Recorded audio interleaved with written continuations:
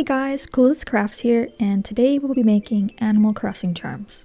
Our first Animal Crossing's villager will be Stitches. So grab a ball of light orangey brown clay and lightly flatten it against a table. Then with a bright pink purplish clay, roll it out nice and thin. Cut out a wide triangular shape with blunt ends and lay this on the center of the face. Trim off any excess, and I'm using my roller to blend the edges out. Now with a small ball of beige clay, cut it in half and place it flat side down on the face. And onto the ears, taking a ball of green and dark blue and slightly flatten each before adding the inner colors. Light green for the blue and orange for the green. I trimmed a bit of the ear off so it was easier to place on either side of the head. And for the eyes, we have to make some stitches for stitches. Roll out some dark brown clay very thin. Rolling it on parchment paper makes it much easier. Then just cut out tiny lines and overlap them in an X shape. I felt a bit like a surgeon applying the eyes to the face. The mouth is next, so I'm curving a thin line into a J shape and adding an additional line to create a W shape with a long center line. Carefully placing that on the face, as well as a small ball of the same brown clay for the nose. I'm adding an eye pin, so I just poke a hole with the needle before placing the eye pin. Then off to the oven at 230 degrees for 25 minutes. Once baked and cooled, I remove the eye pin and apply some super glue to permanently secure it in place. If you don't have eye pins, I show you later on in the video how to make your own. And with that, Stitches is now complete. Next up, we have the frog villager. So grab your green ball of clay and flatten between your fingers to create an oval. With an off-white clay, roll that out into a thin sheet and cut out a rectangle with a curved side for a smile. Place that on the bottom half of the face and smooth out either with your fingers or a sculpting tool. I like to use my roller for smoothing larger areas. For the eyes, we'll first take 2 balls of clay and flatten them down. Add a small ball of white clay on each eye, and then it's time to make the pupil. Using this light brown clay, I first press them flat, then cut out a small circle out of each side for the highlight. I cut them out bigger at first and didn't like them, so I made them a bit smaller. For the eye outline, I'm rolling some black clay very thin and cutting it into 2 short strips. Then I carefully placed it along the pupil, flaring it out at the top for the eyelashes. It was hard to place it and film it at the same time, but I'm sure most of you won't have that problem.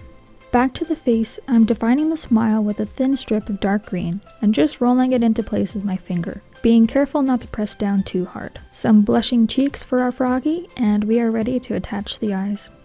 Trim off a little of the bottom for easy application, and place them on top of the head with a little bit of space between them. Poke the top of the head and place the eye pin between the eyes. Into the oven, and once cooled, use super glue to ensure your charm stays attached wherever you use it. I just love the colors on this one. Our next villager will be a blue cat, or Rosie. Slightly flatten a ball of blue clay against a table, and with that same blue, we are going to create a small diamond shape for the ears. Now I realized the ears were supposed to be a blue to white gradient, but this was simply just a matter of me not caring enough and doing them solid blue anyway. Once your blue diamond is made, make a smaller diamond with a light pink color and stick that on top of the blue one. Squish them together and take some white clay, make an even smaller diamond, and stick that on top of the pink one. My one regret is that I probably should have cut out a diamond shape to ensure the nice sharp edges. My design turned out softer and sloppier than I intended. Cut the diamond in half and you got yourself 2 ears. For our cat's hairdo, we need 2 small blue triangles and a blue diamond, which I am making by rolling out opposite edges of a ball of clay. Place the diamond in the center of the face, then place the 2 triangles as the face framing pieces. I'm making 2 indents for the eyes and filling them with white clay. The pupils require black clay flattened out with a small triangle cut out of both. Place those on the eyes and let's move on to the mouth. Same dark blue color as the hair, just roll out a thin strip and shape it into a funky W or a sideways kissy emoji face. A little blush below each eye and time for the ears to go on.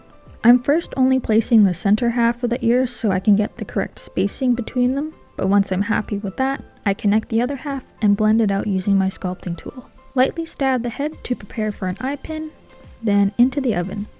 Once again, we are taking super glue to make sure this is a permanent charm instead of a one-day charm.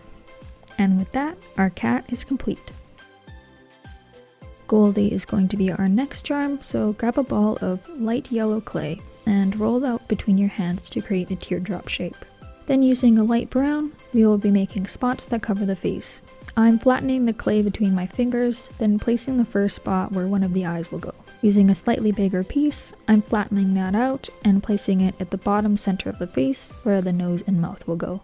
For the ears, I'm rolling out a ball in the middle to create a sort of hourglass shape. Split that down the middle and slightly roll out the tip to soften off the cut edge before placing on either side of the top of the head. Making some indents where I want the eyes to go and choosing a dark brown to fill the indents up. Then using light brown for the inner eye color, I add a small ball of white for the highlight and realized pretty quickly that I used too much clay, but I still tried to make it work by blending them out more. I finally snapped out of my delusion and decided to remove the globs of white with the sculpting knife as carefully as I could. Then took the smallest ball of white I could make and added it to each eye, flattening in place with a ballpoint tool.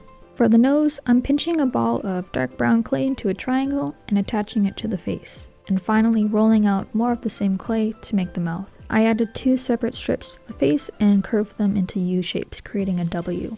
Lots of W mouths. Okay, now if you don't have any eye pins but you have wire and pliers, I'll show you how to make your own. With a short length of wire, bend it in half, and grab one end with your pliers and turn your pliers 360 degrees. I had to straighten mine out a bit, but all that's left is closing the gap by closing your pliers around the loop. Trim the end if you want to make it shorter, and there you go, a makeshift eye pin. Then prep your clay by poking a hole with a needle and insert your eye pin. Off to the oven, then once it's out, glue your eye pin in place, and our dog villager is done. Our last charm will be our deer villager. Start off with a ball of brown clay and press down on both sides to create a pointed nose. Something like this. With some dark brown, roll out until you have a thin circular shape. I'm cutting off the bottom half slightly curved so that we are left with a dome shape. Another 2 circular cutouts at the bottom so it kind of looks like a mushroom. Then I'm just trimming the middle section a bit so it'll fit better on the face. And when placing on the head, I start from the center, smoothing the nose section and working back, trimming off any overhang on the sides and tucking the edges underneath. Now here's where it gets interesting. Now that it looks like a weird crown, push the center back and squish the remaining flaps together. These will now become the ears. I didn't even mean to do that, it was just like a happy accident. Now to make the ears look more like ears, I start by pressing down around where the ear's edges would be, then I twist the ear to turn it forward facing.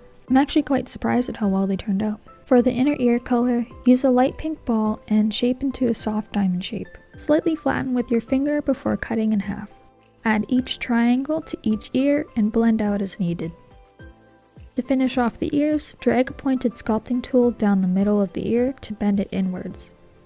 It'll give the ear a more natural curve, and there you go, the best accidental ears I've ever made. Moving on to the face, I use an almost black brown clay for the nose, rolling it into an oval before placing. And again, I always indent before placing the clay for the eyes. Same clay for the nose is used for the eyes, and next you're going to want to roll out an extremely thin log to cut up for the deer's lovely eyelashes, which I applied with a very shaky hand. And another shaky application for the tiny little smirk the deer has. Some pink clay for the blush, placing just below the eyes. Then time for this deer to come alive with some white highlights.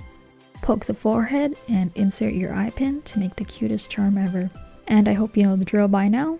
Once out of the oven and the pin is glued in, this deer charm is ready to go. I had a lot of fun making these charms, and hopefully you enjoyed watching the process.